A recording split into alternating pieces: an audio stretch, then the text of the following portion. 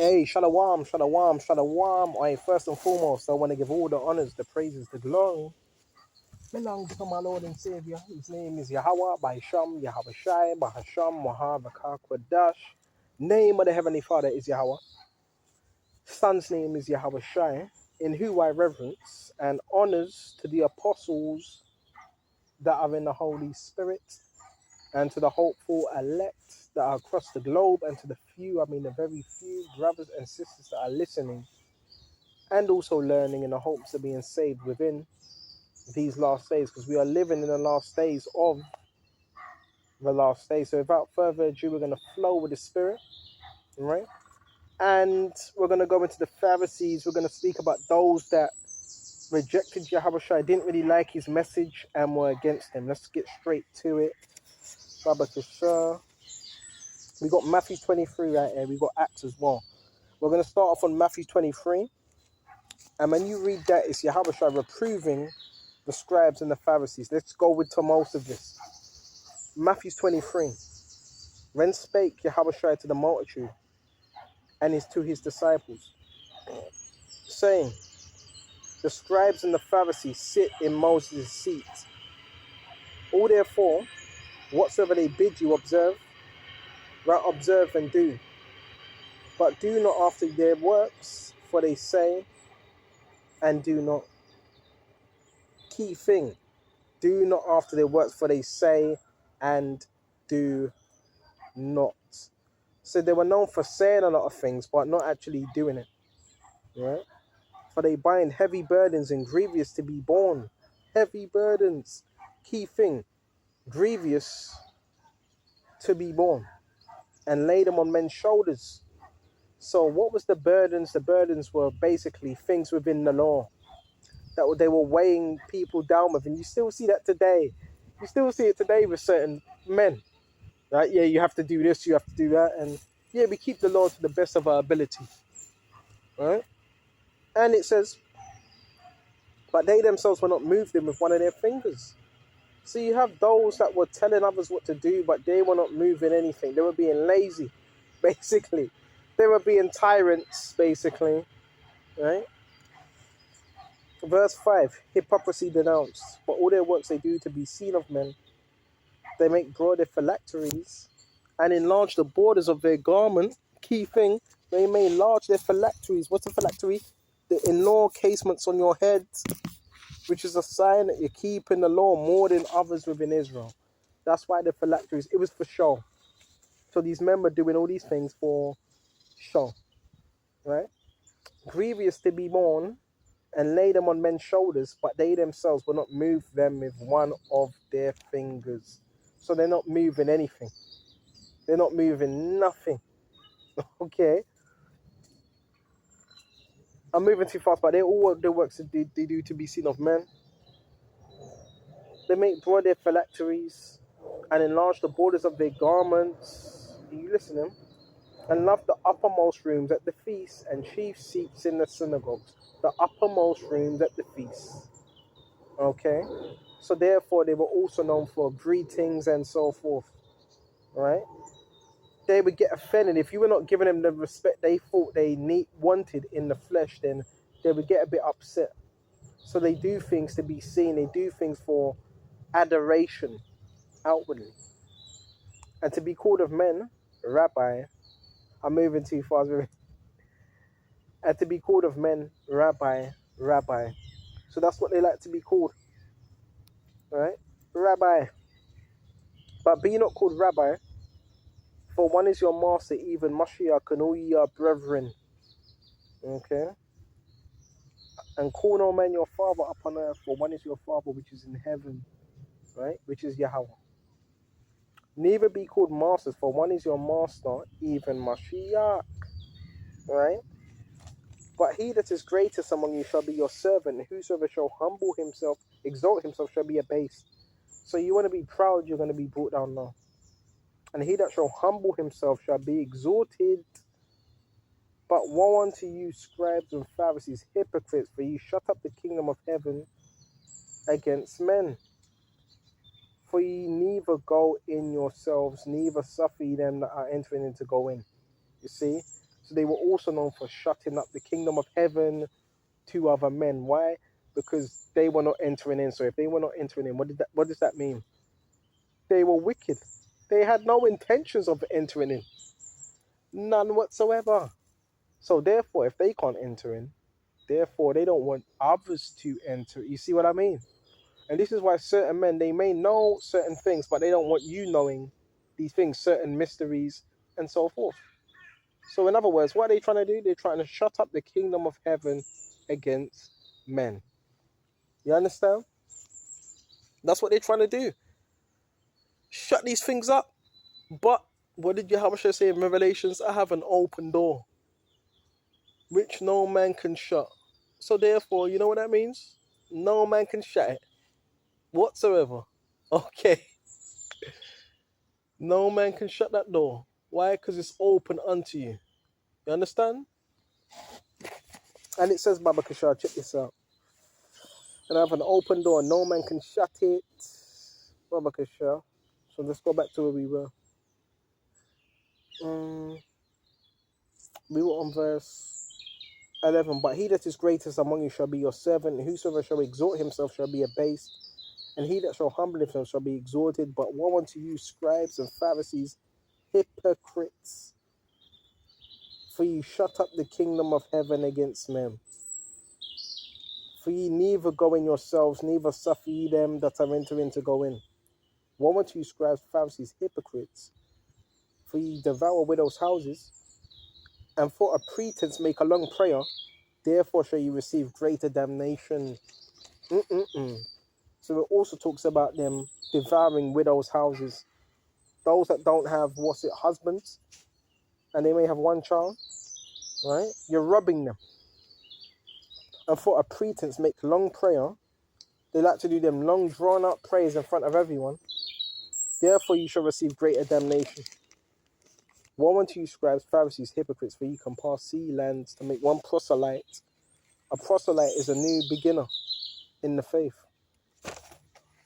And when he is made, you make him twofold more the child of hell than yourself. So once you raise him up to be evil. I've seen this as well before, man. You have men that would be brought into camps and they turn off more wicked than their camp leaders. This is what happens.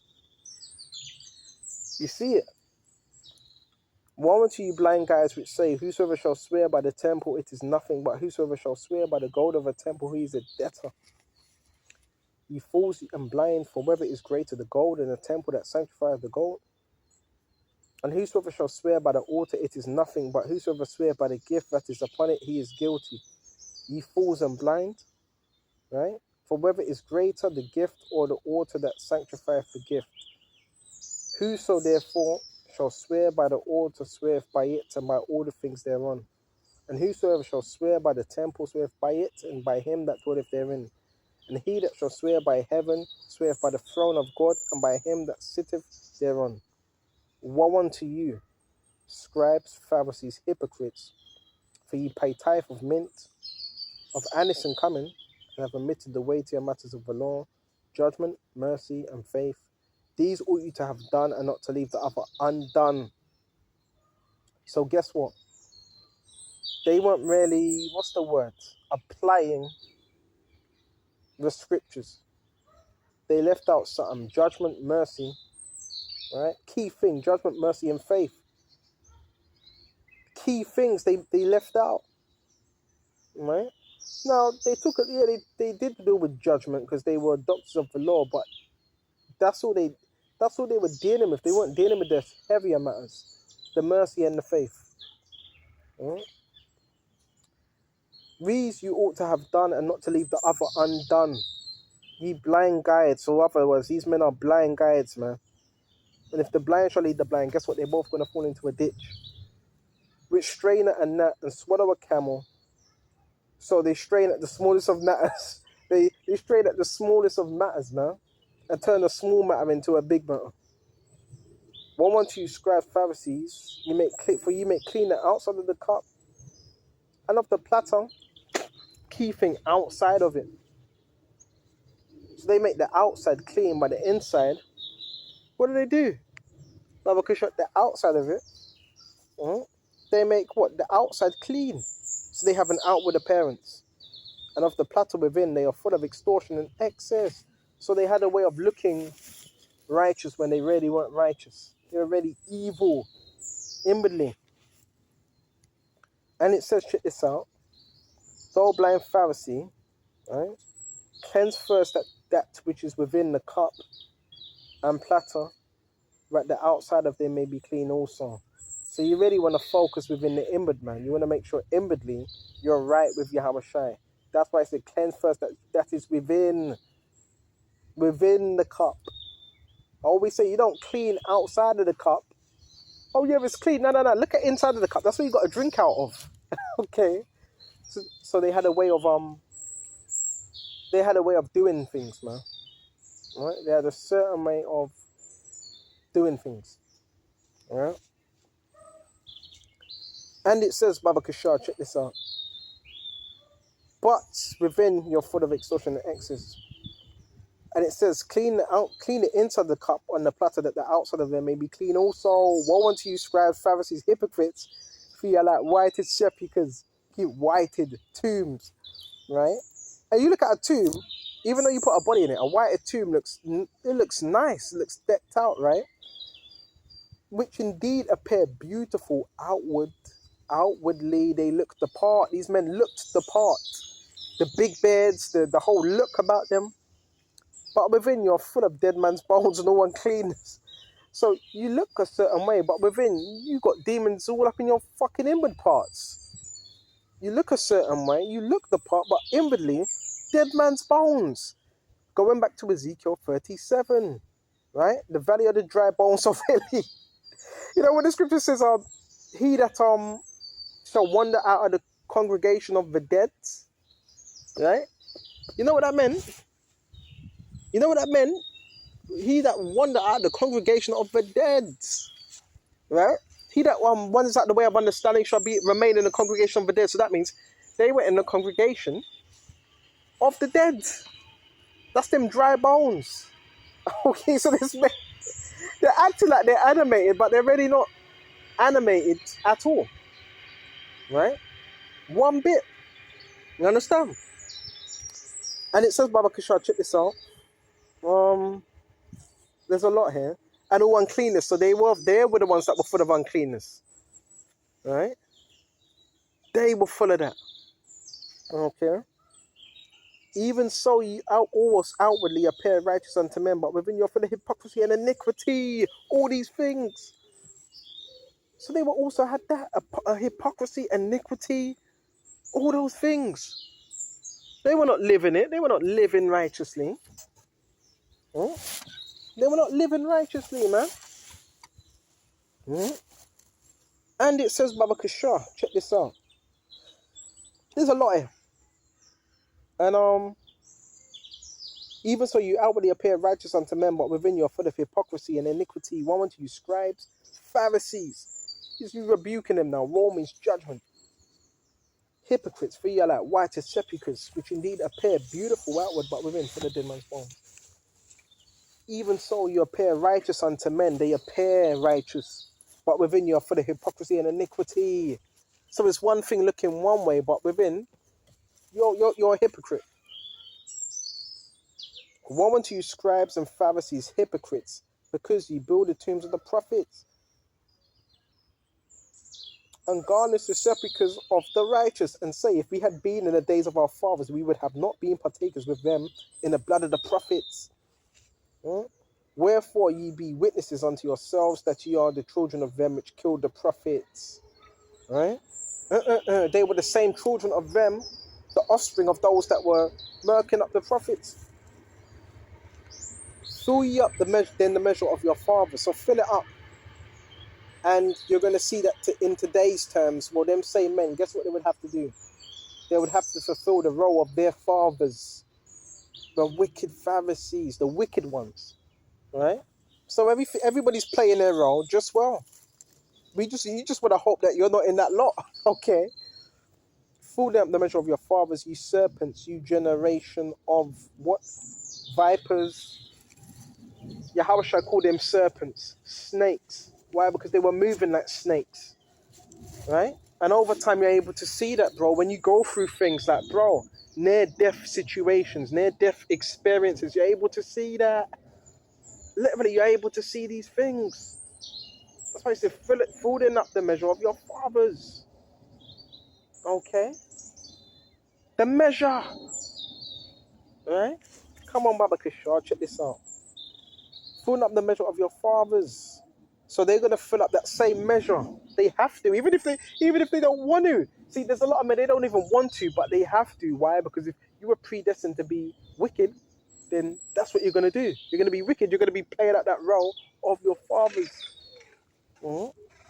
You serpents, you generation of vipers. Are you listening? How can you escape the damnation of hell?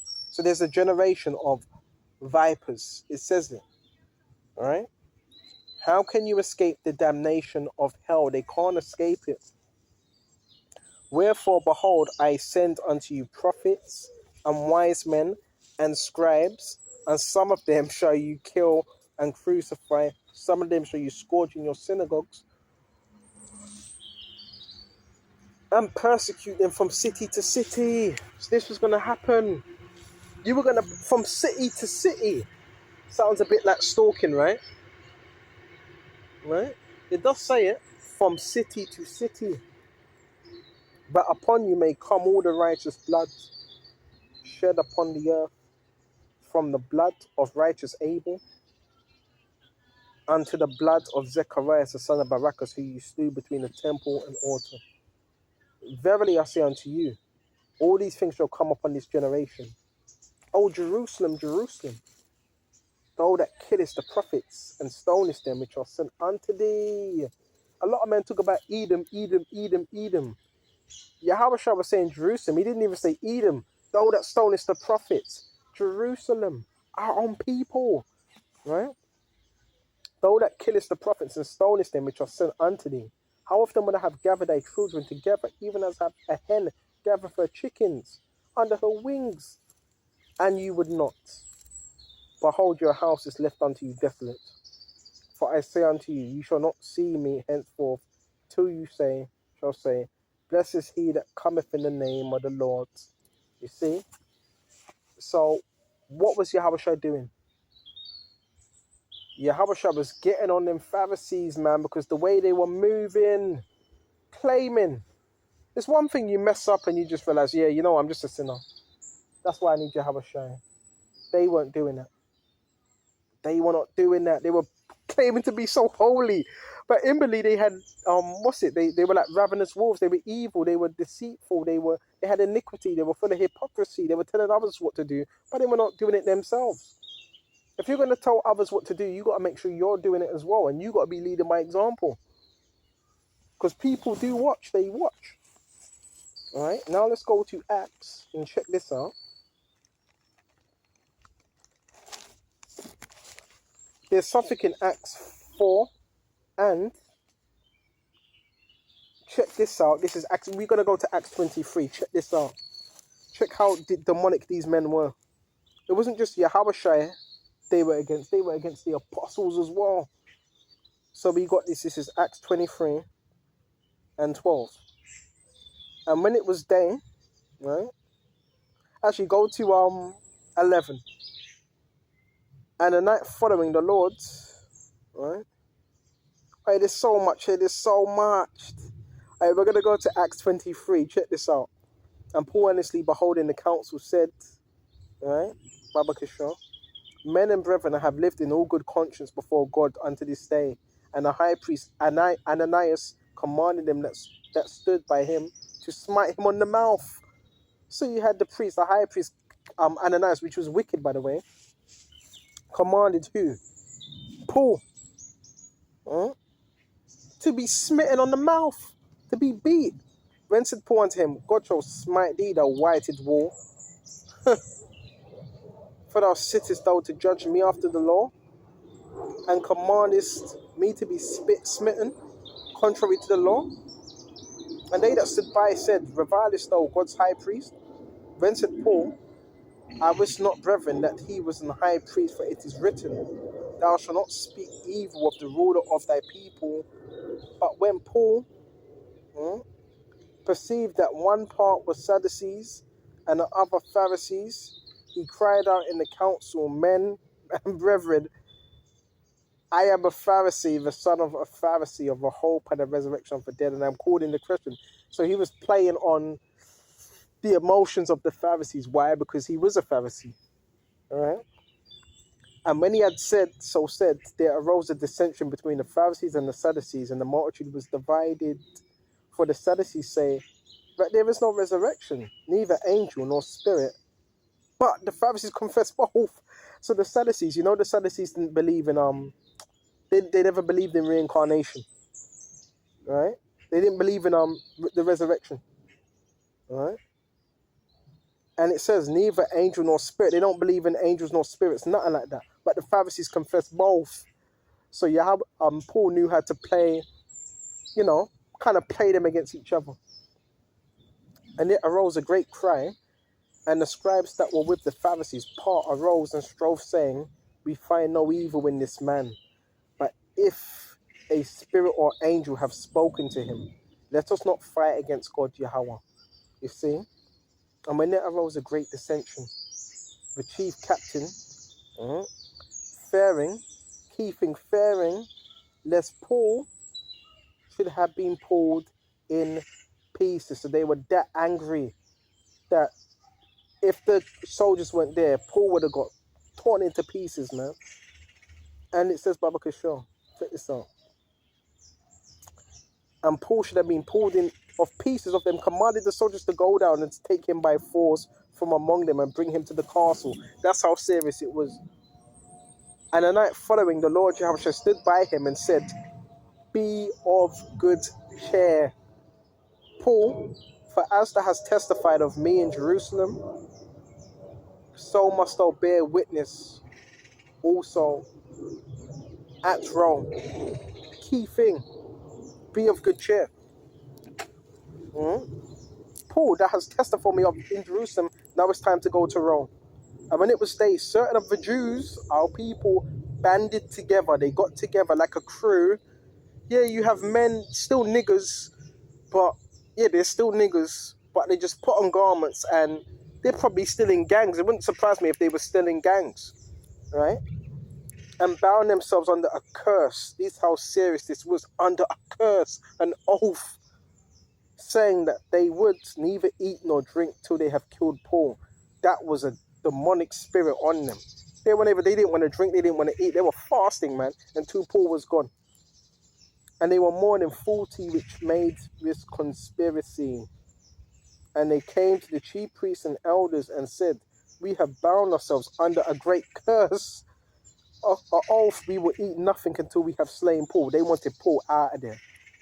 Now therefore, ye with the council signify to the chief captain that he bring him down unto you tomorrow, and as though you would inquire something more perfectly concerning him, and we or ever he come near are ready to kill him. And when Paul's sister's son heard of their lying in wait, so these men, what they were doing, they were lying in certain positions where they knew Paul was teaching. Okay? And it says, Baba Kishore, and when the sister of son of when Paul's sister's son heard of their lying in wait, he went and entered into the castle and told Paul. When Paul called one of the centurions unto him and said, bring this young man unto the chief captain, right? For he certainly thing to tell him. So he took him and brought him to the chief captain and said, Paul the prisoner called me unto him and prayed me, bring this young man unto thee, who have something to say unto thee. Then the chief captain took him by the hand and went with him aside privately and asked him, what is that thou hast to tell me? And he said, the Jews have agreed to desire thee that I would bring this down Paul to tomorrow into the council, and they would inquire somewhat of him more perfectly. But do not yield unto him, for they lie in wait for him. These men were lying in wait. So who's to say, listen carefully, who's to say all this time you've been teaching for whatever years, you never had certain men lying in wait? Who's to say that's not happened? Right? It says they lied in wait for Paul. Lying in wait. You understand? demonic, innit? Demonic. Who's to say that's not happened when you've been teaching? Right? And for him, of them, more than 40 men. That's a lot of men. Right? And you see some of these men that have camps, you see about 12 of them in that same demonic ass spirit, which have bound themselves with an oath, an agreement that they would neither eat nor drink till they have killed him. And there they are ready, looking for a promise from thee. Who? The chief captain. So the chief captain then let the young man depart and charge him. So they tell no man that thou hast showed things to me, these things. Right? So this how deep this is how deep listen. This is how deep this was. Deep stuff. The prophets went through some stuff, man. But it does also show you the wickedness of our own people. Right? You talk about Edom, Esau. Yeah, Edom, Esau is the wicked, but what about the wicked of our own people? Right? That hate this word. That hate the prophets. Something you got to think about right there. Alright? And these were the same men that also stoned Stephen. You want to get that as well? Right, there's a constant pattern with some of these, but they couldn't handle the word. It was too much for them. Right? It was too much. Look what they done to Stephen. Alright? And I'm hearing certain things about, oh, Stephen, he would have definitely been in Great Millstone. Well, that ain't no, not necessarily. Not necessarily. Right? Yeah, Stephen is somewhere, but it's not for certain he'd be in Great Millstone. You see, you got a lot of men, they haven't matured.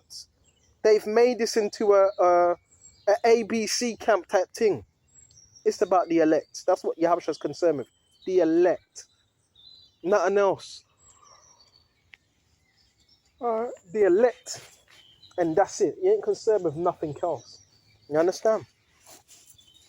So we're also going to get, what else have we got, Baba Kashai? You know, we probably shut off here. Because I want to get another lesson out. So we're going to shut off here. I want to give all honors, praises, and glory belongs to Yahweh by Sham, Yahawashi. And until the next time, Shalom.